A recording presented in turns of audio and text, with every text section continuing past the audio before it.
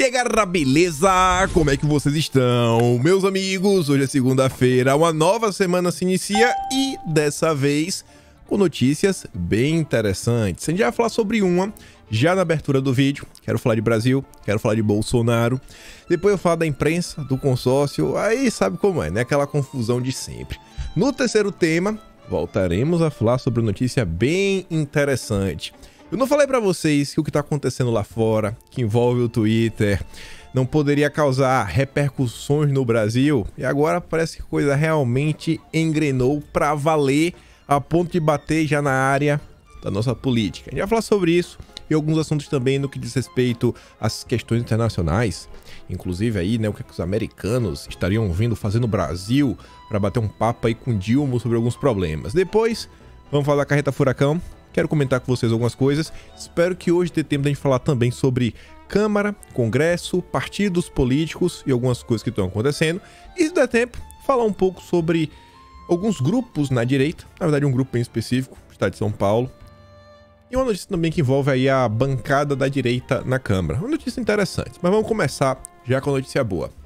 Primeira delas, independente de qualquer coisa que acontecer, independente, essa notícia ela é sensacional. Estamos caminhando para, pela primeira vez na história do Brasil recente, nos últimos 40 anos, quem sabe, finalmente nós termos o primeiro partido de direita do país. De direita, não precisa ser assim, conservador, mas é direita, verdadeiramente.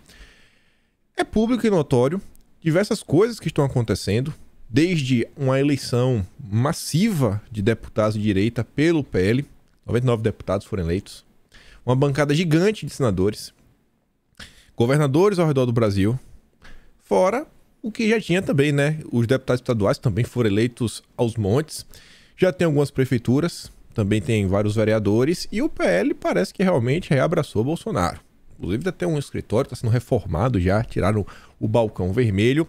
E agora o Lauro Jardim afirma com todas as letras, e eu já tinha escutado isso daí, já tinha escutado que algumas pessoas haviam sugerido e também estava tendo esse debate. A gente chegou a comentar sobre isso na notícia sobre o Ciro Nogueira, onde ele disse que hoje meio que ficar em cima do muro, meio que ser o centrão, ele não vê como o centrão pode permanecer no debate por muito tempo. Se não tem uma pauta, se não tem um programa, e a gente vai falar sobre isso lá na frente, espero que dê tempo. Mas você vê, ó, depois de eleger 99 deputados surfando na onda bolsonarista, Valdemar decidiu reescrever o Estatuto do PL, redigido por Álvaro Vale ainda nos anos de 1980. O objetivo é direcioná-lo para uma marcha mais à direita, ajustado às pautas ultraconservadoras de Jair Bolsonaro. E aí você fala, mas será que isso daí, né, sei lá, para fazer isso, aquilo, outro, aquela conversa mole? Gente, pode até ser, mas se isso aqui não fosse para valer, vocês não acham que o PL teria feito essa mudança antes de Bolsonaro se filiar ao partido? Olha como foram aquelas movimentações para Bolsonaro e para determinados partidos, de algumas figuras bem polêmicas. Um deles é o Roberto Jefferson. Não, mudamos o partido, fizemos isso só para tentar, né, jogar a isca para puxar Bolsonaro. Bolsonaro já tá no PL, os deputados já estão lá, a bancada já está eleita. A turma podia ficar de braços cruzados. Não, estão resolvendo agir e mudar o estatuto. Dar caras de direita ao PL. Isso é interessantíssimo. Tem um programa, tem um projeto. Isso, assim, ao longo do tempo, espero que ao longo do vídeo também a gente possa comentar algumas coisas, você ver como vai fazer sentido. Outra notícia que eu acho que é muito boa, eu não vou mostrar a foto, né, pelo amor de Deus, mas o Carlos Bolsonaro mostrou o machucado, né, a ferida que Bolsonaro tava na perna. Não era pequenininha, não. É uma coisa assim de uns 12, 15 centímetros por uns 10 centímetros de largura. E ele colocou a foto e falou, ó, pelo que tá se falando aqui, tá em recuperação, mas tá feio. Foi feio mesmo o machucado de Bolsonaro. E aí, também, Carlos publica a foto da perna de Bolsonaro com erisipela e diz que o pai está em recuperação. Não acho que o Jair vai ficar muito tempo longe da galera. Inclusive, ontem ele postou mais uma foto, ele junto com a Laurinha. Mas vamos lá. Pegando aqui o bonde, já que a gente falou de Carlos Bolsonaro, falar um pouco de Brasil, já puxando pro consórcio. Ontem o Estadão, anteontem na verdade, coloca esse editorial. limitação do ICMS sobre energia e combustíveis imposta pelo presidente Jair Bolsonaro para baixar preços e melhorar suas chances eleitorais, comprometeu o equilíbrio financeiro dos estados. Será? Carlos Bolsonaro fala o seguinte: os fatos mostram que, com menos impostos, estão arrecadando mais. Os governos jamais arrecadaram tanto, fecham contas no azul, como nunca antes, e com a administração os custos do Estado, pelo menos federal, estão diminuindo, mesmo com a pandemia e um conflito na Europa. Observação: nada foi imposto, tudo foi seguindo a lei, mas as fake news estão liberadas e a interpretação já sabemos como funciona. Qualquer um sabe qual a intervenção do consórcio sempre a serviço da informação, entre aspas. Vocês lembram de Bolsonaro fazer alguma intervenção, né? Ou impor alguma coisa sobre o ICMS? O presidente da República, ele tem o poder de dar uma canetada e mudar uma alíquota? Ele tem esse poder? Eu acho que não. Pelo menos não que diz respeito ao ICMS. Até porque é uma lei estadual. É um imposto estadual, na verdade. Então não foi nada imposto. Foi uma discussão do Legislativo, aprovada nas duas casas, Câmara e Senado. Uma PEC. Mas adianta falar? Não adianta. O consórcio está aqui para desinformar. Aí fala o seguinte: melhorar suas chances eleitorais. A turma reclama que a comida tá caro, que o Brasil tava impossível, que tinham 33 milhões de pessoas passando fome. A gasolina ela impacta diretamente no preço do transporte público, no frete, que vai impactar no alimento, que vai impactar em toda a cadeia, em todos os setores. Então não é uma medida eleitoral, é uma medida para combater os efeitos, na verdade, de mitigar os efeitos do aumento do preço do petróleo internacional. A gasolina não subiu porque Bolsonaro tem raiva do povo, vou subir o preço da gasolina canetada. Não, existe uma paridade com o preço internacional. O preço da gasolina em 2019, ali em 2020, ele vinha sendo negociado mais ou menos a 65 dólares o barril. Em 2022 agora, meses atrás, ele chegou a bater 120, quase o dobro do preço. Teve um momento que, na verdade, chegou a passar de 130. Então, assim, dobrou. E aí? Vai fazer o quê? Todos os países ao redor do mundo entraram com ações para conter o avanço dos combustíveis. Mas a turma aqui, qual é o interesse? Fazer o preço da gasolina voltar a subir. Ó, agora é do bem. Agora é do bem. Aí vai pagar. Ainda vão falar que a culpa da gasolina estar cara é de Bolsonaro, é da direita. Quebrou o país. E aí os governadores, né, eles vão precisar aumentar a coisa aí, independente do cenário que aconteça, independente dos próximos dias, isso aqui é para governador. E aí você vê, houve uma redução do ICMS, mas o preço da gasolina continua alto, muito mais alto às vezes do que estava ali em 2019.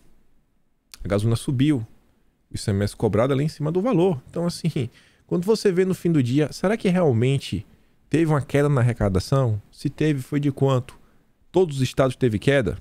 Você pega, por exemplo, essa notícia aqui, ó. 15 de setembro de 2022, Correio do Estado. Mesmo com redução do ICMS dos combustíveis, Mato Grosso do Sul mantém a arrecadação.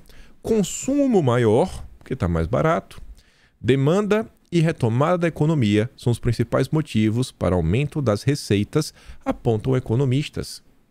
Não pode só bater... o imposto caiu, logo a arrecadação diminuiu. Como assim? Quem garante que as pessoas não estão consumindo mais? Toda a cadeia logística não está consumindo mais. Porque o dinheiro que sobra da gasolina, o cara às vezes faz uma feira aqui, uma coisa colar, compra uma pizza, aí o dono da pizzaria vende mais, aí reinveste, acaba comprando um carro novo, paga melhor o funcionário, sei lá, dá uma gorjeta para alguém. A economia gira, circula e a arrecadação aumenta. Quem garante? Você vê aí, na verdade, no final do dia, o consórcio está muito interessado em criar todo aquele cenário narrativa para a gasolina poder voltar a subir. Mas você sabe como é que as coisas funcionam. E aí, falando em dinheiro, o dia de ontem, diversas pessoas aí da esquerda, não só o Guguinha, como também o padre Júlio Lancelotti, o André Trigueiro, o cara que faz parte dos melhores, dos melhores, dos melhores. E eu não estou falando da seleção brasileira, eu estou falando dos estúdios I. O Estúdios I é onde é o metro quadrado mais inteligente do Brasil. Só os melhores. Natuzaneri, Miriam Leitão, Mel do Bigode, Merval Pereira. Nossa, E aí todo mundo falando, meu Deus, como assim os jogadores de futebol estão comendo a carne do amigo do Maduro? Não, eles não falaram do Maduro. Não falaram do Maduro. Eles não falaram das diversas pessoas de esquerda que frequentam a churrascaria lá do famosinho do sal, né? O cara que bota o sal assim, ó, com a mãozinha assim. Ninguém falou nada. Mas, porque tava lá a turma do futebol, aí é aquela confusão. É interessante que você vê o Gachagra falando. Quem come ouro, caga para a pobreza. Me parece óbvio. Eu não vejo o Gachagra falando do Maduro. E muito menos, eu até questionei o Guguinha ontem, do amigo dele, né? Fábio Porchat. Isso aqui é um vídeo. A menina que tá gravando o post ainda fala, Inxalá, muito ouro. Essa é a hipocrisia da esquerda. Essa é a hipocrisia da esquerda o tempo inteiro. Aí você pega o Guandoblá, se não fala nada sobre o Fábio Porchat. E o Fábio Porchat, que deveria estar dando conselhos pro Guga Noblar, fala, Guguinha, não reclama não, Guguinha, porque a esquerda é a principal cliente do churrasqueiro. Não. O Fábio Porchat tá cutucando bolsonaristas. Em 2023, a Terra vai voltar a ser redonda. Ha, ha, ha, ha, ha. É mesmo? Nossa, que engraçado. Realmente, esse humor nível Zorra Total é sensacional. E é como a imprensa trata. Hoje, até comentei ontem. Você vê que a UOL, ela se tornou uma espécie de veículo de comunicação mais extremista do que aqueles blogs petistas. Aqueles blogs históricos que trabalham em defesa da turma do PT até. Você vê que o UOL realmente, assim, abraçou a comunada. Aí o Guguinha ainda volta e falou o seguinte, ó. Que filme é esse? É comédia. Porque pra ele o que é comédia? A Cássia Kiss, com a camisa Meu Corpo, Minhas Regras, não. Nossa Senhora, Jesus Cristo, Nossa Senhora Jesus Cristo, tem um anjo ali atrás, bandeira do Brasil Império, e as pessoas orando. Isso é um filme, é uma comédia. É intolerância religiosa, né? Esse é o filme, o nome do filme. Intolerância religiosa com Guguinha Noblar. E aí, pegando aqui o link do filme, olha que interessante.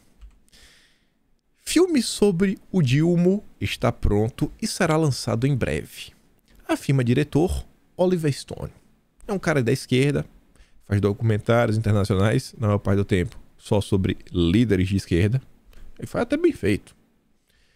Documentário sobre petista deve sair no começo de 2023. E olha o objetivo do documentário, não é só para contar uma história. A esquerda não trabalha apenas com informação. A esquerda sempre tenta emplacar algum tipo de movimento político e tentar provar envolvimento dos americanos em impeachment. Ó, o golpe agora realmente tem envolvimento internacional dos americanos. Sabe aquela história do junho de 2013, o que aconteceu, as pessoas nas ruas, etc. Esquece. Eles querem apagar isso da história. Eles querem tirar toda a materialidade, todo o esforço da população brasileira, que inclusive culminou na eleição de Bolsonaro em 2018. Eles querem apagar isso e transformar em um golpe com o apoio dos Estados Unidos. E isso você vê que não é algo novo. Qual o melhor exemplo disso tudo? O regime militar de 1964 a 1985. Quando eu estava na educação básica, né, até a quarta série, fundamental. Acho que é fundamental. A educação básica, fundamental, acho que é a partir da quinta série. Agora ela mudou. Mas enfim, até a quarta série, eu estudava numa escola católica. Era regime militar. Quando eu mudei para o ensino fundamental médio, aí já virou ditadura militar. Em nenhum momento explicou sobre marcha da família com Deus pela liberdade e tudo mais. Não, esquece isso daí. Não teve nada disso. Nada. Só um pedaço da história. E aí eu tava conversando com um amigo meu, ele até me mandou um texto. Ele me mandou uma passagem de um livro que eu achei que tinha tudo a ver, mas em síntese, a gente tava conversando o seguinte. Como é difícil encontrar a verdade sobre alguma coisa. Veja hoje, no dia de hoje, nos tempos que nós vivemos, como é difícil a gente realmente entender uma história. todos os meandros, os caminhos daquela história, as figuras que estão envolvidas naquela história. Quem procura já tem dificuldade para encontrar a verdade sobre aquilo ali. Principalmente quando é um caso complexo. Vocês lembram tudo da CPI da pandemia? O que é que vocês lembram da CPI da pandemia? O que é que vocês lembram na cabeça de vocês? Como é que começou? Vocês lembram como começou? Qual foi o fato, notícia crime, né, que deu abertura à CPI? Quem foi que obrigou a CPI a ser pautada? Quem era o presidente, quem era o relator, quem era o vice-presidente? Quem foram as pessoas que não eram membros, mas começou a participar? Já tá começando a ficar difícil, né? Qual foi a ordem das acusações que foram feitas contra o governo? Qual foi as pessoas que foram? As pessoas que foram, elas conseguiram convencer que o governo estava certo, estava errado? Já tá começando a ficar mais difícil ainda. Agora, uma coisa eu sei que vocês lembram. A CPI da pandemia, ela não quis investigar o Carlos Gabas. A CPI da pandemia, eu tenho certeza que todos vocês lembram que ficou conhecida como a CPI do circo. Mas isso no espectro da direita. Por quê? Porque essa foi a metanarrativa que pairou no ar ao final de tudo. Já para a esquerda, qual é a metanarrativa que sobra da CPI? Encontramos vários crimes, queriam meter a mão no imunizante, ganhar um dinheirinho, uma propina, e encontramos vários crimes de Bolsonaro e mostrou que poderíamos ter salvo várias vidas. Essa foi a metanarrativa. No final do dia, em termos de história, o que fica para as próximas gerações é a metanarrativa. Você pega um cara da esquerda hoje, você pega um jovem, você vai conversar com ele, se ele for de esquerda, ele vai falar que a Dilma sofreu um golpe. Você fala, tá, que golpe, cara? Explica. Ele nem sabe. Ele nem viu, ele nem presenciou, ele não sabe nem o que foi o mensalão. Qual a imagem do mensalão? 90% das pessoas que falam de mensalão falam, foi um negócio lá que tinha umas malas de dinheiro, comprava lá para ter voto no Congresso, etc. E fica nisso, as pessoas não lembram dos fatos. Até quem tem boa memória é muito difícil de lembrar. Então, esse filme, ele se encaixa nisso. Já passou um tempo, etc. Vai construir uma metanarrativa e aí percebe o seguinte. A informação foi dada pelo diretor do UOL. O diretor do UOL tá sabendo de tudo. É o UOL. Durante o Red Sea International Film Festival que aconteceu na Arábia Saudita. Ele contou que o documentário tem 90 minutos e conta a vida toda do presidente eleito, de seu começo na política ao último dia da eleição. Vai falar que foi preso, injusto, golpe, para eleger Bolsonaro. Tá ligado? Aí olha o que o Oliver Stone falou. Essa aqui é a parte mais importante de toda a matéria. Ele ainda disse que queria que a produção dialogasse com o público internacional. Não é um documentário apenas para o público brasileiro. Eu vi Democracia em Vertigem, da Petra Costa. É um filme muito bom, gostei muito, mas é um filme brasileiro. E tem detalhes sobre os quais o público americano ou europeu talvez não estejam interessados. Então, meu documentário é um pouco mais amplo e menos detalhado. É a criação da metanarrativa. É para vender a ideia para o mundo. Qual a imagem que o mundo tem do Brasil? É essa aqui que eles querem fazer. A gente vai até aí, mas não nos aprofundamos muito sobre onde o Departamento de Estado americano se intersecciona com Sérgio Moro e a direita brasileira. Só vão deixar no ar uma baita confusão, juntar um monte de coisa que nunca tiveram juntos. Mas essa foi uma história suja. Mais uma das centenas de crimes que os Estados Unidos cometeram na América do Sul. Aí vem a Mônica Bergamo. Essa notícia aqui também, acho que essa é a Mônica Bergamo. Essa daqui do Oliver Stone. A Mônica Bergamo, ontem à noite, justiça persegue líderes como Lula e eu, diz Cristina Kirchner, um dia antes de sentença que pode levá-la à prisão. Hoje vai ter o julgamento.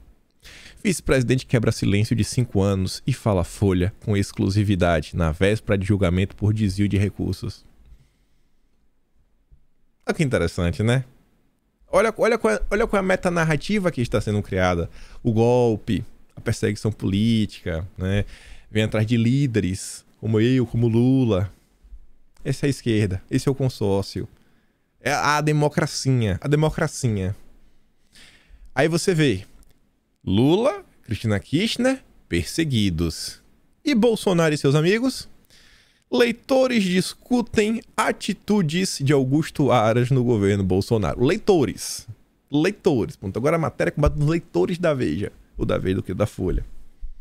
Vocês conseguem ver a diferença no tom? Não, vamos, olha aqui, os leitores estão discutindo aqui, os leitores do Aras. Olha o que a turma acha aqui, ó. Não, olha, Gleisi o quê? Cristina Kirchner, Lula, não, perseguido. Oliver Stone vai te contar a verdade do Brasil. O golpe com apoio americano. Aí eu vejo esse tratamento pro Aras. Até lembro isso daqui, ó, que foi recente. Vocês devem ter até escutado. O Sebastião Coelho, após suas falas, após participar aí de algumas manifestações, a turma da AMB, Associação de Magistrados do Brasil, acho que esse é o nome, querem expulsão de membro por discurso golpista. O pedido foi feito por, acho que 17 pessoas, 17 membros, uma organização que tem acho que 4 mil pessoas. Será que a maioria é a favor ou contra? Porque assim, 17 pode fazer o pedido, mas às vezes os 4 mil que não opinaram também são a favor da expulsão dele. Mas o que é que vocês acham? Com todos os problemas que o Brasil ainda tem hoje, sabendo como é o judiciário, etc., será que a maioria é a favor ou contra? A gente sabe uma coisa, que quem vem a público, normalmente, se pronunciar mais à direita, pode sofrer algum tipo de retaliação, até da Veja. Eu tô com a Veja na cabeça com a Folha de São Paulo, como foi a questão do Aras. Olha como são as coisas. E aí vira notícia. Mantida à frente do PT, Gleisi quer preservar união contra a extrema-direita. Extrema-direita. Ou seja, eles querem preservar a união contra a direita. Eles querem preservar um Brasil... Na verdade, eles querem voltar pro teatro das tesouras. Todo mundo finge que não se gosta, né? É inimigo, mas no fim, tá todo mundo junto e misturado. Todo mundo sentado no colo de todo mundo. E essa não é percepção apenas minha. Para minha surpresa, no dia de ontem, o Rui Costa Pimenta, ele colocou esse print acima da Gleisi Hoffmann, com comentários curtidos. Eu nunca faço print desse jeito, né? Foi o print dele. Com o seguinte comentário. Mas primeiro, olha o que a Gleisi Hoffmann falou. O Conselho Nacional de Trânsito quer revogar obrigatoriedade do curso teórico para tirar CNH e autorizar ensino à distância para outros cursos. É retrocesso. O trânsito ainda está entre as maiores causas de óbito no Brasil. A situação vai piorar. O governo em fim de linha não pode decidir. Bolsonaro quer tirar a obrigatoriedade. Como é? Eu acho que 90%, talvez 100% dos países ditos desenvolvidos. Aqui na Austrália, você marca o dia, você faz a prova. Passar, passou. Perder, perdeu. Ah, e aí? E se eu perder? Se você perder, você pode estudar em casa. Ou você pode, de forma voluntária, ir para um centro de formação de motoristas. Você aprende, você toma aulas se você quiser. Agora, tem pessoas que conseguem aprender sozinhas. O tal retrocesso da Gleisi Hoffmann é colocar o Brasil no mesmo patamar da Austrália, dos Estados Unidos, de diversos países da Europa. Colocar no patamar de 2022, em dezembro, que já estamos, onde o mundo possui internet e o mundo que, inclusive, desde a era da esquerda, já existia educação à distância, cursos superiores, bacharéis, remoto, de forma remota, EAD. Isso aqui é um absurdo. Quem já tirou carteira, né? Quem tiver carteira sabe o que eu tô falando. Quem tem idade, mas nunca se interessou. Cara, você passava 45 dias indo pra umas aulas que você não aprende nada com nada. É um negócio assim mais óbvio. Eu falo, cara, isso aqui eu aprendi em casa, mas tem que pagar. Tem que pagar a carteirinha, né? O controle, a burocracia estatal. Ó, o Rui Costa Pimenta fala, ó, mau sinal. Parece que os petistas voltam com a política da ditadura no trânsito do PSDB, com a monstruosa indústria das multas e todo tipo de complicações burocráticas. Tudo em nome de salvar vidas. Mas serve só para engordar banqueiros? É preciso abrir também essa discussão. Até a esquerda, meu Deus, o que é que está acontecendo? Mas faz o L, Rui Costa. Faz o L. Você defendeu tanto o Lula, faz o L. A turma tá contra o brasileiro. Ninguém tinha dúvida disso. Para de se fingir de inocente. Aí você vê aqui, ó, o DCM tá competindo com o UOL. Acho que o DCM ficou puto da vida com o UOL. Falou, cara, o UOL tá passando a gente. O UOL está descendo, sabe, rompendo todos os limites. Temos que voltar com tudo, dar a volta por cima. Aí o DCM ontem escreve isso daqui.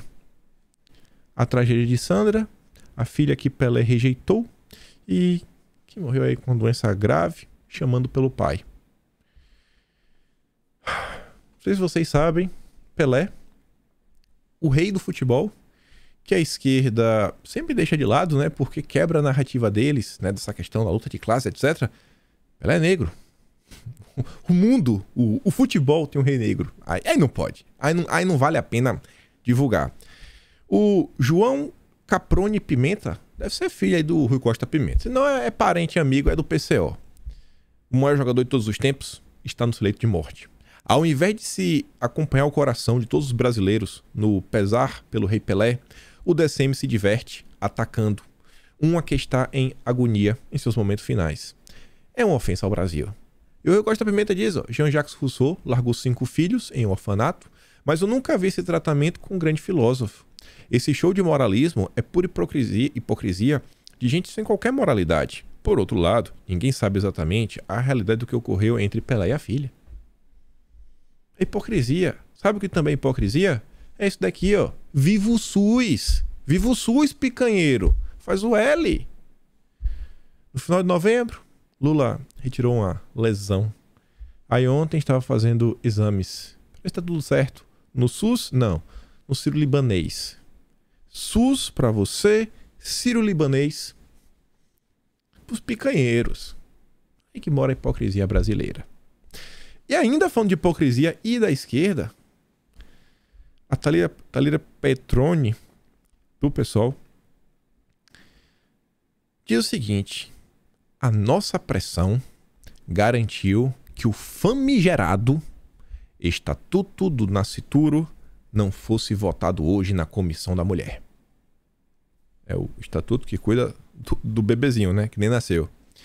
Os fundamentalistas tentaram nos intimidar e nos calar, mas vencemos. Na próxima semana, vamos lutar para impedir que aprovem esse projeto que ataca os direitos das mulheres. É o direito do bebezinho, gente, que nem nasceu. Tem ninguém para defender ele. Sabe qual é o melhor? O pessoal destacou essa foto lá no Twitter ontem. Olha a barriguinha da Thalira Petroni. Tá bem avantajada, né? Ela tem um bebezinho na barriga. Um bebezinho na barriga e tá lutando contra o direito, o estatuto dos bebezinhos. Não dá nem pra falar que isso aqui é hipocrisia, né? Você vê que ela realmente tá nem pra nada. Ou talvez assim, né? Pro meu filho de boa. É porque eu quero, é meu direito. Mas... esse tema incomoda. Mas vamos falar uma notícia boa, de novo. Hoje tem uma notícia boa. Hoje tem. Essa aqui eu realmente acho muito boa. Mas muito interessante. O Girão, eu acho que ele deve utilizar a mesma ferramenta que ele utilizou recentemente, que é apresentar um requerimento para a Comissão de Transparência, Fiscalização e Controle, TFC, né? CTFC, que vai questionar se algumas confusões também aconteceram no Brasil. É dever investigarmos o relato do dono do Twitter sobre parcialidade da plataforma no Brasil durante o pleito de 2022. Não é à toa que brasileiros continuam inquietos sobre o resultado. Não bastou o que a dupla, né, fizeram, blá blá blá. Que o Senado haja para triunfo da verdade, paz e bem. E pelo que eu vi, ele vai entrar com um requerimento. Contra quem? Na verdade não é contra quem, né? Ele vai entrar com um requerimento com certeza para tentar esclarecer esse fato. E aí deve convocar algumas pessoas. Eu ouvi algumas conversas sobre essa. Deve acabar convocando algumas pessoas do Twitter. Deve... sei lá, eu acho, na minha concepção, o Girão, ele deveria inclusive convocar o Elon Musk. O cara vai convocar o Elon Musk para vir no Senado. Ele não vem. Sim, eu sei que ele não vem. Mas tem que convocar, porque vai virar notícia. Senadores do Brasil convocam o Elon Musk para prestar esclarecimento no Senado. É notícia internacional. É notícia internacional. Metanarrativa. Vamos nessa. E eu acho que sim, é um assunto que todas as pessoas do Brasil, independente de sua filiação partidária, independente da ideologia, deveriam estar interessadas. Como dizem, quem não deve, não teme. E aí, né, o que a gente fala, o que eu falo direto, né? Eu espero. Aqui eu não tenho nenhuma caneta aqui. Mas aqui. Um cabo, né? Mas finge que é uma caneta.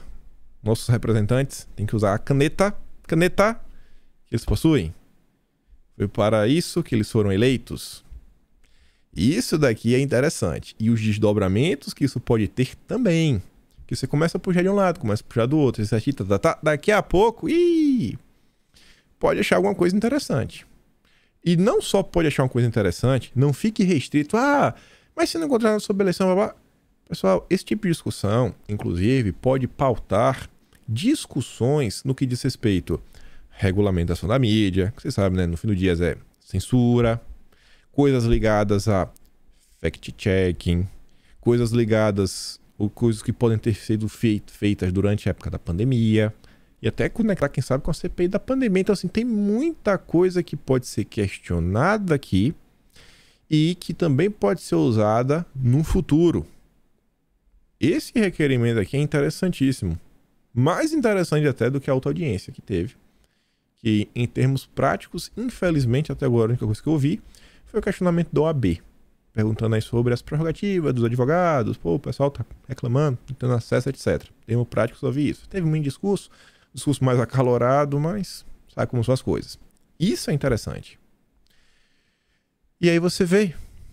Aqui, inclusive, é só um exemplo de algumas coisas que o general Girão, então eu fico na cabeça porque também tem um Girão. Tem o Eduardo Girão e o general Girão. Ali é o Eduardo Girão. Mas algumas coisas que o Girão, ele pode inclusive se basear para questionar o Twitter, que tem a ver com redes sociais, não o Twitter propriamente dito. Aqui é sobre a Meta, que é a dona aí do Facebook. A Paula Schmidt, ela trouxe um texto grande, polêmico, tem umas coisas polêmicas. Eu fugi da polêmica, né? Até apaguei ali a última linha, só para focar no que eu acho que é realmente interessante, tem conexão, que fala o seguinte: vale ressaltar que a Meta foi condenada nos Estados Unidos por interferir no pleito eleitoral. E coloca lá o anexo. E aqui no Brasil, essa mesma empresa investiu, na época das eleições, 5 bilhões de dólares somente no ano de 2021. Qual o interesse desse vultuoso investimento aqui no país? Destaca-se que a Meta desempenhou os 3 poderes da República: legisla, julga e executa, diante da liberdade de expressão do povo brasileiro, conforme fica demonstrado no relatório em anexo. Ou seja, um Estado Meta dentro do Estado brasileiro. E o Twitter? O que é que o Twitter fez nesse período? A depender do que acontecer, inclusive tirado dessa audiência aí que possa acontecer, quem sabe com as pessoas ligadas ao Twitter, a gente pode questionar outras empresas. Por que não? Por que não? E isso daqui, gente, não precisa ser apenas o Girão. Essas coisas só estão acontecendo no âmbito do Senado. Esse tipo de questionamento, esse tipo de audiência também pode ser feito na Câmara. Nós temos deputados que foram eleitos em 2018. E aí, inclusive, vários foram reeleitos, mais uma vez.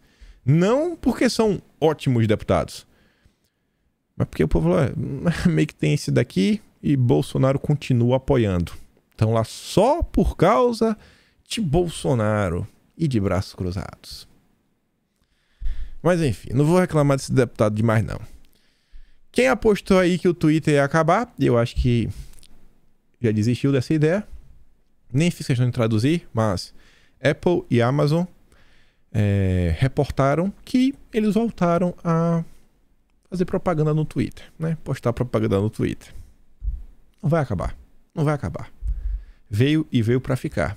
Até onde essas mudanças vão impactar nossas vidas, não sei. Mas é algo que eu olho de maneira animada. E olha só. A tradução está lá em cima. O pedido de Mark Ruffalo para que o Twitter seja fortemente regulamentado é criticado pelos críticos. Hulk esmaga a liberdade de expressão. Usuários do Twitter acusaram o ator de minar a primeira emenda e a liberdade de expressão.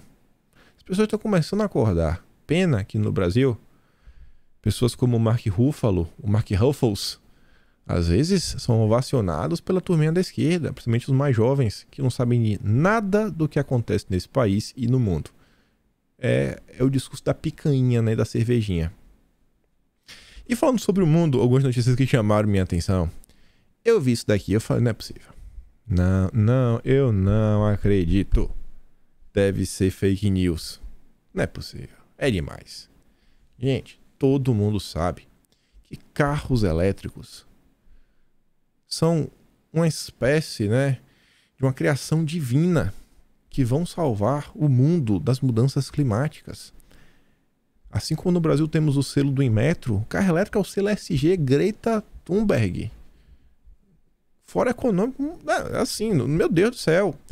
E aí eu vi isso daqui, eu falei, rapaz, não acredito. O Amazônia Azul postou falando, ó, a Suíça planeja banir os carros elétricos das estradas e ordenar que os consoles de jogos sejam desligados durante a falta de energia em uma tentativa de reduzir o consumo de energia. Não é possível. Tá faltando energia na Europa ao ponto de proibir carro elétrico e jogar videogame. O povo vai fazer o quê em casa? Aí eu falei, não é possível. Isso aqui deve ser fake news. Aí encontrei a 4 rodas. A 4 rodas não vai mentir. Suíça pode proibir carros elétricos para economizar energia no inverno. Com provável falta de gás russo, país alpino cria plano preliminar que envolve todo tipo de racionamento de eletricidade durante o inverno. Equipamentos elétricos são diferentes de equipamentos mecânicos. O equipamento elétrico, para você ter controle externo sobre ele, é muito fácil. É muito simples. Muito simples. Agora vá controlar uma máquina 100% mecânica de forma remota pelo Wi-Fi. Nem tem como, porque ela é 100% mecânica. Tem que ter uma parte elétrica. Tem que ter uma parte elétrica para você ter um acesso remoto. E estamos comentando sobre carro recentemente. Olha aí a turminha do SG. Será que é sobre salvar o planeta ou será que é sobre controle? Aí eu vi isso daqui também. Eu falei, não é possível. Não. Lá vai o Ivan Kleber postando fake news, Ivan Kleber. Eu falei, rapaz, esses caras viajam, viu? O Ivan Kleber falava o seguinte: a França está proibindo voos domésticos de curta distância quando há uma alternativa ferroviária que leva menos de 2 horas e meia. A proibição tem o aval da União Europeia, encerrará os voos entre o aeroporto de Paris-Orly e as cidades de Nantes, Bordeaux e Lyon. Eu falei, não. Trata-se de uma medida para reduzir a emissão de carbono. Eu falei, não. Maluquice, rapaz. O Ivan Kleber tá mentindo. Ativistas climáticos e políticos do Partido Verde também saudaram a proibição, mas disseram que era um passo pequeno na luta mais ampla contra a mudança climática. Eu falei, não, tá mentindo. Aí eu fui dar um Google. E não é que o Ivan Kleber estava certo? Olha a Forbes. Matéria original e traduzida. Plano da França para proibir voos domésticos de curta distância ganha aprovação da Comissão Europeia. Rapaz, não é possível. A Forbes deve estar mentindo também. Aí eu achei outro site. Falei, original traduzido. Substituições ferroviárias.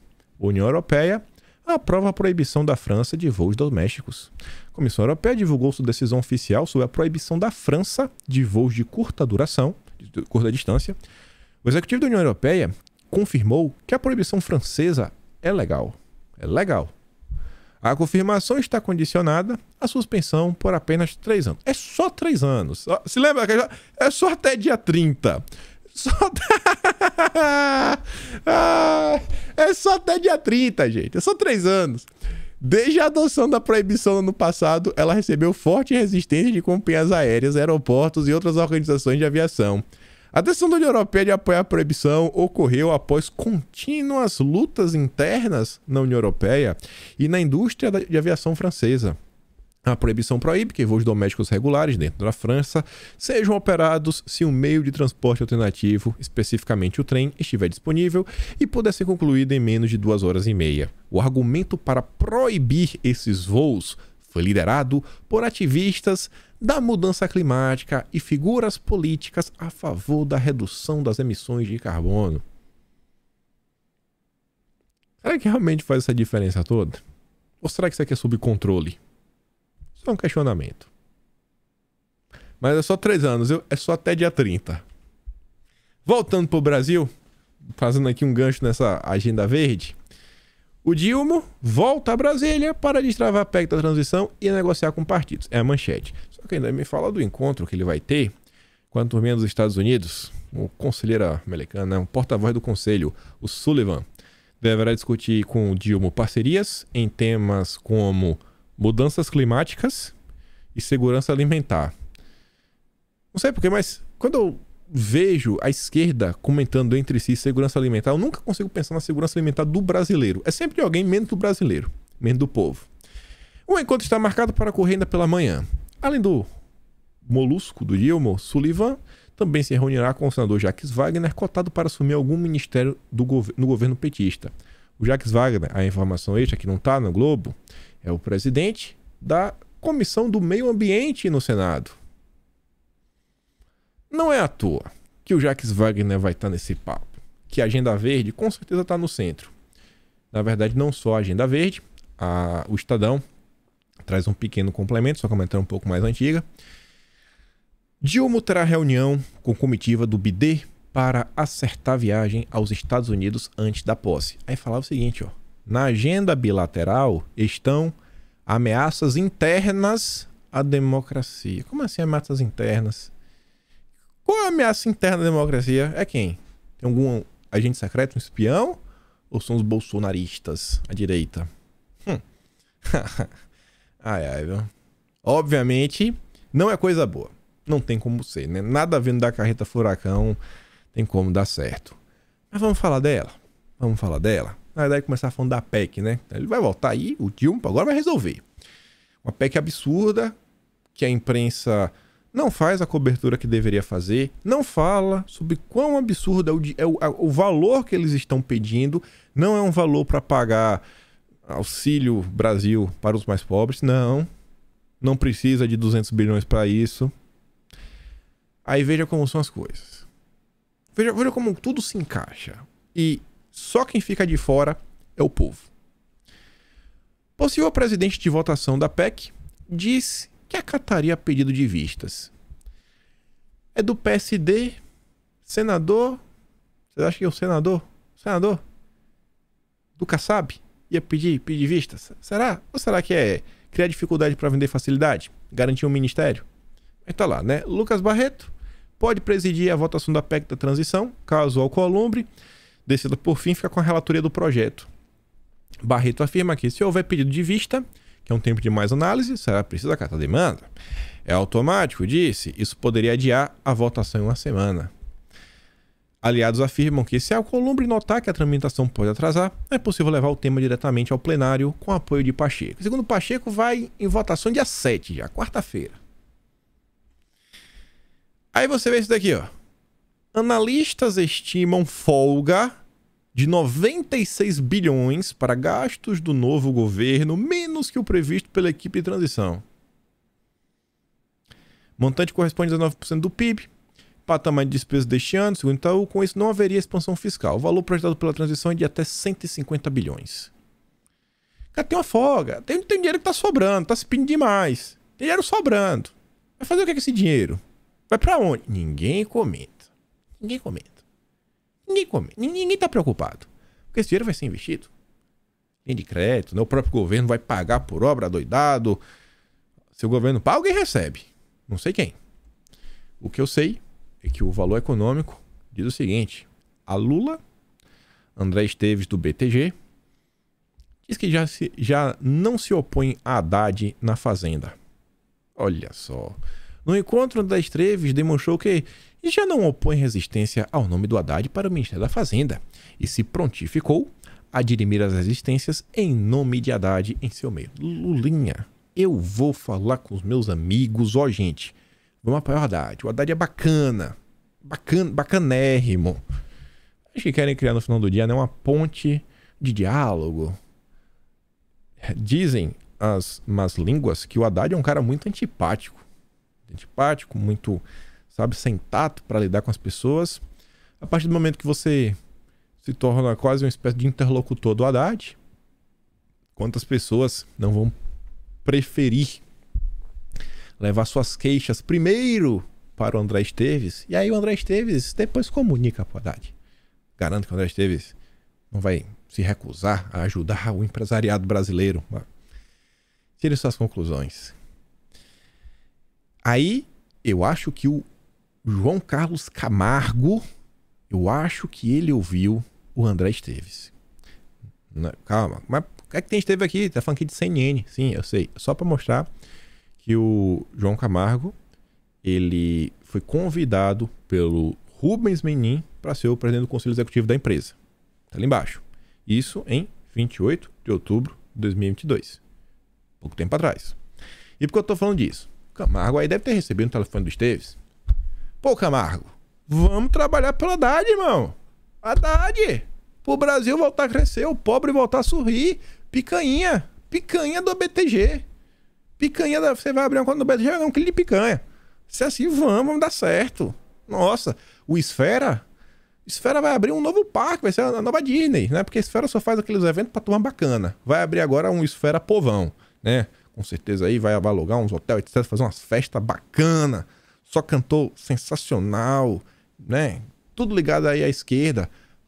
Pra promover, né? Mostrar pro povo como uma festa de qualidade, para discutir assuntos importantes. E aí o João Camargo, o mesmo, ó, presidente do Grupo Esfera Brasil e do Conselho da CNN Brasil, ouviu Esteves e escreveu o texto dele. Lula merece o crédito dos empresários. Não é uma pergunta, é uma afirmação. Ele merece. Algum setor perdeu dinheiro nos outros 2 mandatos? Pera aí, irmão. Calma. Ainda que ninguém perdesse dinheiro, você merece crédito. É dinheiro? A vida é dinheiro? A vida é dinheiro. A custo do quê? A custo de que esse dinheiro? De aprovar o quê? Nem todo mundo quer viver num país onde, ou num local, né, que o dinheiro dite as regras. Tem pessoas que se preocupam com pautas, com agendas, com valores, com a família, com o direito de se defender, tem uma ferramenta para isso, não precisar contratar segurança privada. Nem todo mundo é bacanão. Então, calma lá. Ou talvez ele esteja falando só dos grandes empresários, que esses aí tanto faz, tanto fez. O filho dele vai pro Alberto Einstein, ou pro Ciro Libanês. Estuda em escola que a mensalidade do mês é mais cara que o salário do trabalhador em um ano. Aí tudo bem, talvez deve ser esse texto. Eu nunca vi uma peça de propaganda tão ridícula igual esse texto escrito e publicado na Folha de São Paulo. É algo vergonhoso.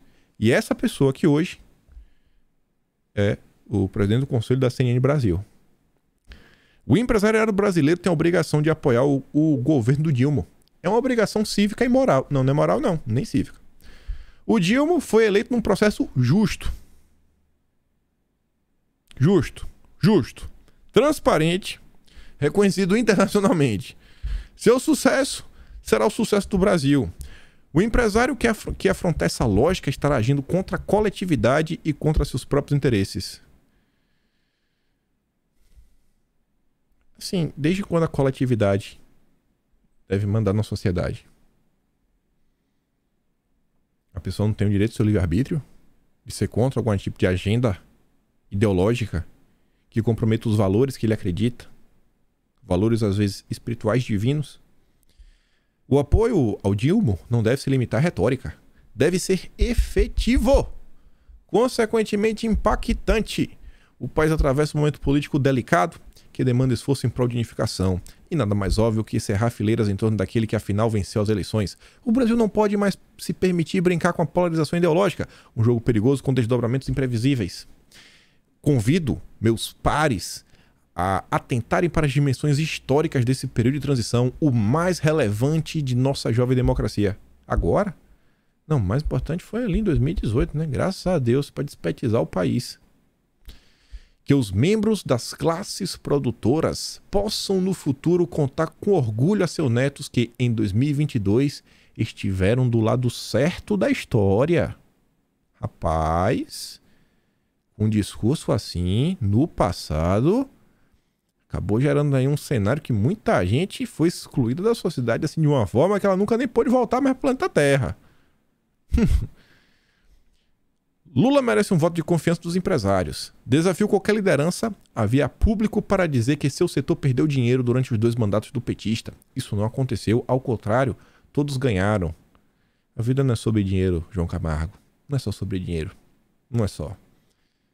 É por isso que não hesitam em taxar de antidemocráticos aqueles que fazem manifestações em frente aos quartéis ou bloqueiam estradas demandando intervenção federal, um eufemismo capenga para pedir ação militar que não virá, graças ao discernimento e à responsabilidade da mais alta hierarquia das casernas. O Dilma merece crédito sim, sobretudo porque se trata de um político bem mais maduro desde que ocupou o Palácio do Planalto. É mais experiente e se mostra mais aberto ao diálogo, como está evidente já a partir da composição partidária que o apoia, que vai do militante de esquerda ao economista de esquerda, da extrema esquerda liberal. É só isso. Ou seja, vai do woke ao woke. Vai da extrema esquerda pessoal à extrema esquerda do PT. Esse é o perfil. É só esquerda. Só esquerda. Só tem espaço para pautas de esquerda. Só. Não tem uma única pauta da direita que tem espaço para dialogar aqui. Não tem amplo apoio. Pelo contrário, esse cara, ele precisou se unir a diversas pessoas com apoio de todo o consórcio. E quando você olha, no final do dia, a quantidade de votos totais que tem no Brasil e a quantidade de votos que ele recebeu, 61,43% dos brasileiros não votou no Dilma. Não votou no Dilma. E dos 38 ponto alguma coisa que votou nele, se duvidar, a maior parte é oposição histérica contra Bolsonaro. Eu nunca vi um texto tão ridículo quanto esse. Não temos mais espaço para erros. O Dilma escolheu o Lula. Não escolheu não. 61,43% não escolheu ele. E o empresariado, insisto, precisa apoiar e fazer o que estiver a seu alcance, inclusive pedindo ao Congresso para viabilizar a adoção das políticas sociais do presidente eleito. Como o quê? A PEC do rombo. Tem que ser aprovada. 4 anos, viu? Fora do teto, 4 anos. 600. Pagou aí, rapaz. Esse texto aqui tá estranho, viu? Mas tá estranho. Torcer contra o sucesso do Dilma é torcer contra o Brasil. Ele, o PT e a ampla coligação não perderiam sozinhos. Perderíamos todos nós. Se ele errar, nossa obrigação será apontar o erro e cobrá-lo. Claro, mas antes disso, temos que fazer o que for possível para minimizar a possibilidade de erro. Novos governos, por tradição, desfrutam de uma lua de mel de 100 dias a partir da posse. Isso nunca foi dado a Bolsonaro. Estão tentando destruir ele enquanto ser humano. Desde quando ele era, acho que vereador. Não, né? Mas quando é deputado federal, já queriam destruir o cara. Período em que a oposição e a imprensa dão uma chance, nunca deram, ao novo mandatário para mostrar que veio. As circunstâncias políticas exigem a antecipação desse interlúdio. O novo governo não será do PT, mas do Brasil. Eu não sei o que é mais vergonhoso. É o presidente do conselho da CNN escrever um texto desse, ou a Folha de São Paulo deixar esse texto ser publicado. É uma vergonha. É uma vergonha. No fim, o dinheiro deve falar mais alto. Por outro lado, aí tá lá, mais uma vez, a turma criticando. Lá vai o Afif, que de direita, né? Sei lá, talvez sendo direita. Ser bem bonzinho com ele. PT tem visão ideológica sobre gasto público. Que Afif, aqui é o Pastore. Desculpa. Aqui é o Pastore. Tava lá apoiando a equipe do Moro. Alguém vai discordar isso aqui? Tem visão ideológica sobre o gasto público? Tem nada a ver com técnico, nada a ver com isso. Ninguém está discutindo para onde vai o dinheiro da tal PEC do rombo.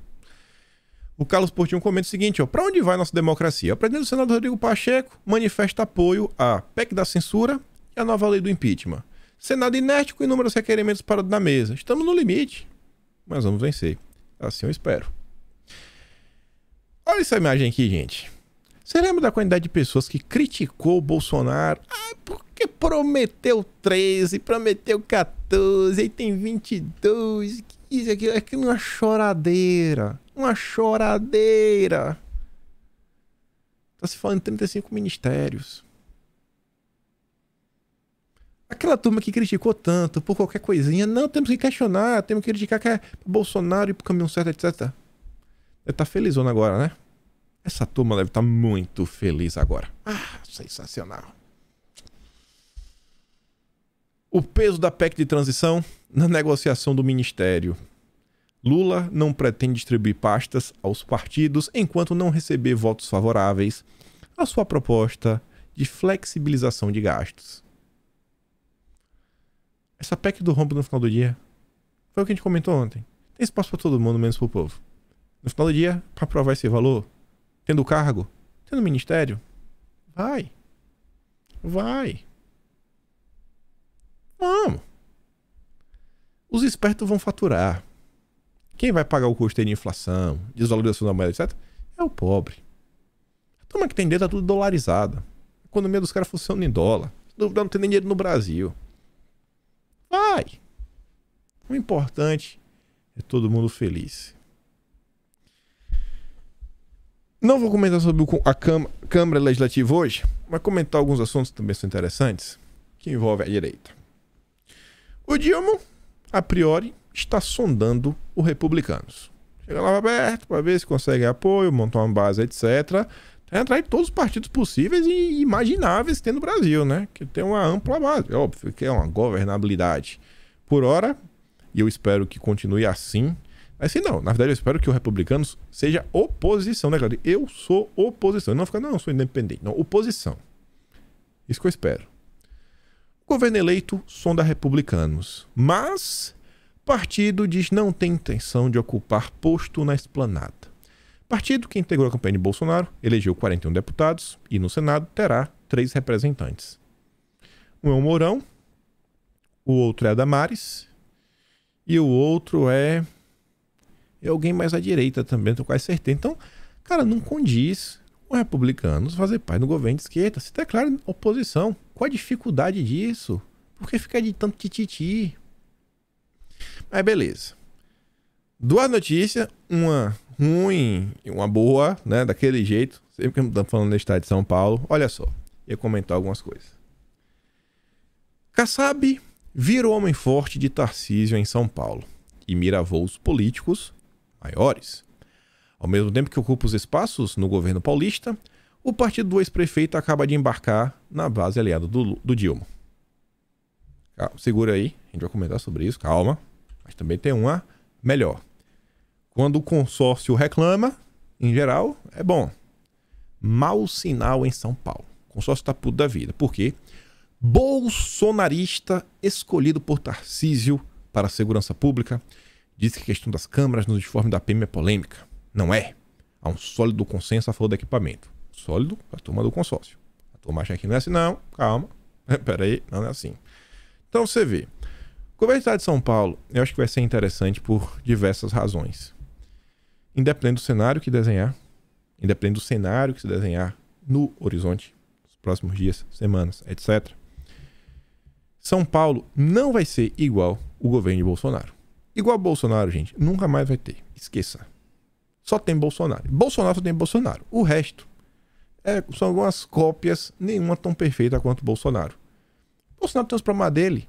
Mas, cara, ele provou ao longo de 28 anos antes de ser presidente as pautas que ele defendia. Através de ações, etc. E ao longo do governo não faltaram também exemplos de como o Bolsonaro ele realmente tem uma preocupação com a população, de manter a população informada, de manter o contato com a população, veja as lives, veja, etc. Estado de São Paulo, até comentei isso, vai ter aquela coisa, né? Vai ter uns nomes bonzinhos, vai ter alguns nomes intragáveis, como é o Kassab. Não tem ninguém que gosta do Kassab. Tem que criticar alguns pontos? Eu acho que tem que criticar vários pontos. Vários pontos. Eu acho que essa questão do Kassab, por exemplo, pô, tem que ser assim, ó, estamos vendo, viu? Mas não estamos muito felizes. Mas vamos dar o voto de confiança. Entendemos. Beleza, Tarcísio. Você se elegeu numa composição de forças. O seu vice é do PSD do Kassab. Beleza, eu entendo. Agora, não esquece de tuas raízes. Não esquece que na bola dividida, talvez você não ganhe todas as bolas divididas, mas tente que a maioria, 70%, 80% para cima, na hora de, sabe, que a bola dividir, você corta para direita, viu? Corta para direita, Tarcísio. Corta para direita. Lembra como tu foi eleito. Cara, é muito simples. Isso vai acontecer.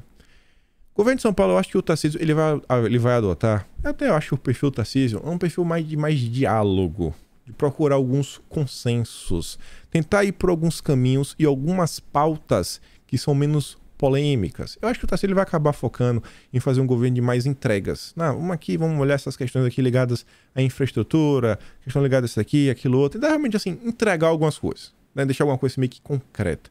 Eu não acho que o Tarcísio ele vai para cima, sei lá, da pauta ideológica. Vamos passar. Alguma coisa deve passar. Deve passar muito mais coisa, eu creio, eu espero também, né? Mais à direita do que à esquerda. Agora a coisa. E aí eu acho que isso aqui vai ser interessante, porque vai ser um momento que a direita vai poder medir, sabe? Tentar encontrar o equilíbrio perfeito entre uma crítica, sensata. Às vezes fala, cara, olha o que tá acontecendo, isso aqui é ruim, não tá indo pro caminho que a gente espera. E por mais que a gente entenda, isso tudo acontecendo, pô, acho que esse aqui não é um caminho, Tarcísio. Volto umas casas pra trás. Entre isso daqui e aquela crítica maluca que, isso aqui, aquilo outro, é tudo mais, Titi. Teve uma história, por exemplo, ao longo da nossa semana, que o Tarcísio se encontrou com um alto membro do Judiciário Brasileiro, com uma figura que acho que ninguém da direita sente muito apreço por ele. Vocês sabem do que eu tô falando. A turma do Tarcísio falou que não encontrou. Do que eu fui atrás, a turma falou que, na verdade, os assessores do Tarcísio estão mentindo porque pegou muito mal e sabe como são as coisas. E isso eu não ouvi de turma que tá no Twitter. Isso eu ouvi de pessoas que estão na máquina. Então falou que sim, que realmente houve esse encontro. Eu falei, mas e aí? Eu tô falando, não, o Tarcísio ele tá tentando. Essa própria questão da segurança pública. Vai ter confusão. Com certeza o Tarcísio ele tem um plano para segurança pública. E eu não acho que o Tarcísio ele tem aquele perfil de político que ele quer ser pego de surpresa. Ele começa uma ação, aí vem a esquerda judicializando, aí joga pra justiça. Aí tem alguns reveses e tudo mais. Eu acho que ele tá tentando meio que combinar. Falou, eu tenho esse plano aqui, o que é que você acha, aquilo outro, etc, tudo mais. Eu acho que ele tentando ir pro caminho do diálogo. Pô, mas é com uma pessoa que a direita não gosta, etc. Eu entendo. E eu acho que talvez nesse momento não seja o melhor dos momentos, até porque o Brasil tá nessa confusão imensa. Mas também fica, mas qual seria o melhor dos momentos pro Tarcísio conversar? Não sou um fã, sabe, meu Deus, irrestrito do Tarcísio. Durante até a campanha, para algumas pessoas, eu falo, pô, tô vendo aqui, essa pessoa nunca sabe, me deixa bem preocupado. E até cheguei a falar em vídeo alguma vez, não acho que o Tarcísio seja o maior dos conservadores, também não acho que o Tarcísio é um cara que vai jogar contra. Não, esse cara quer jogar contra, vai trabalhar, vai trair Bolsonaro na primeira oportunidade. Eu não acredito. Eu não acredito mesmo. Não acho que o Tarcísio vai ser um Frota, não acho que o Tarcísio vai ser um Joyce. Ele só não vai ser Bolsonaro. Ele não vai ser Bolsonaro. É parar, é analisar, é realmente fazer a crítica pontual, sabe? Responsável e não tentar ficar na histeria, tudo apontando dedo, etc. E, assim, eu vejo tanta confusão acontecendo nesses dias, mas ao mesmo tempo eu vejo tanta coisa que realmente acho que vale a pena dialogar, que você vê, todo dia tá terminando e fala, cara, olha, assim, tá com 1h02. Eu tento manter o vídeo de 1 hora. Sempre tem assunto pra falar que eu acho que tem mais importante do que trazer aquela treta que no final do dia eu sei que não vai acabar resolvendo nada. Que nem foi a treta da Copa do Mundo. De um deputado que tava na Copa. Eu vou falar pra quê? Vou falar que eu desaprovo? Vou falar que o deputado devia estar no Brasil? Vai ajudar o quê no final do dia? Então, tento utilizar, sei lá, o engajamento que vocês me dão, o microfone que eu tenho, para trazer alguns temas que no final do dia as pessoas fiquem um pouco mais informadas. E quando acho que tem alguma reflexão que vale a pena, sabe, trazer, mostrar pro pessoal, alguma notícia interessante, tipo essa daqui, ó. Independente do cenário também, essa bancada tem uma tendência de estar mais fortalecida agora a partir de 2023, porque tem novos deputados. É a bancada da bala. Revogaço, desenhado por equipe do Dilma, esbarra em negociações com o Congresso. E aí você vê, ó, integrantes da chamada bancada da bala, estavam com Lira, disseram que estão atentos à pretendida mudança na política de Bolsonaro, né, a política armamentista. Não será de maneira como o Dilma acha que vai ser. Temos um Congresso conservador e não vai prosperar um revogaço, afirmou o deputado reeleito, no caso, o Alberto Fraga, que é até do PL, político próximo ao Bolsonaro. Dizem que foi o Fraga que até apresentou o Aras. Coordenador do grupo, o capitão Augusto, afirmou que a bancada tem também um para paralisar os trabalhos na Câmara. Se não tivermos a maioria, temos número suficiente para pegar o kit de obstrução e não deixar tramitar nada, nem nas comissões, nem no plenário. O Fraga vai ser o próximo presidente aí da bancada da bala, mas independente disso, eu espero que essa bancada também atue de forma ativa, a depender do cenário aí que, sei lá, do que se desenhar no futuro, tendo Bolsonaro de novo, etc. Cara, vamos, né? Então vamos trabalhar pro Brasil andar pra frente. Então assim, eu vejo que tem muita notícia interessante às vezes que sai, o povo fica focando demais em umas tretas, mas... Enfim, né? Todo mundo também é livre pra falar do que quiser. Não vou querer cagar regra pra ninguém. Eu fico por aqui no vídeo de hoje. Lembra de curtir, compartilhar, se inscreve no canal, compartilha esse vídeo, pelo amor de Deus. E aí, óbvio, se você gosta do meu trabalho, passa no canal, tem um botão de valeu, tem um peito na descrição. Mas acima de tudo, eu espero com fé em Deus que eu possa voltar amanhã, né? Toda gente fala isso agora porque o clima do Brasil tá complicado. Mas fé em Deus, estaremos aqui de volta. Espero ver vocês de novo. Aquele grande beijo, abraço, tamo juntos. Valeu, meus amigos. Fui!